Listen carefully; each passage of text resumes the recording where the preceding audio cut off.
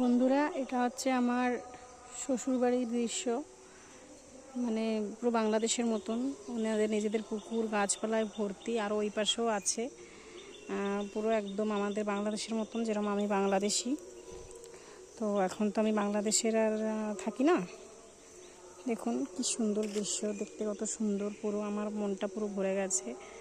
দেখো সবুজ সবুজ সব জায়গা, দেখতে কত সুন্দর লাগছে, গাছপালায় ভর্তি। এটা সিঁড়ি, পুকুরে ওঠা সিঁড়ি, ওটা ঘর।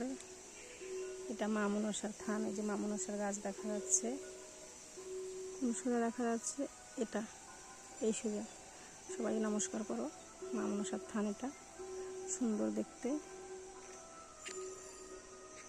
তো সবাই দেখে লাইক কমেন্ট করে দিও। আমি তো অত ব্লগ করতে পারি না, আজকে ফার্স্ট টাইম শুরু করলাম, জানি না কেমন হচ্ছে, বাট ট্রাই করছি।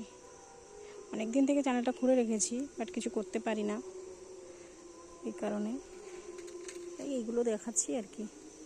দেখে তোমরা একটু নাও, ভালো লাগলে তোমরা এ করো। কি সুন্দর পুকুর, ওই পাশেও পুকুর আছে, আর একটা পুকুর চারিপাশে, এখানে শুধু পুকুর পুকুর। আর দেখো মাকে, দেখো আর একবার। মা সবার মঙ্গল করুক, মা সবাইকে আশীর্বাদ করুক। জয় মা মনসা।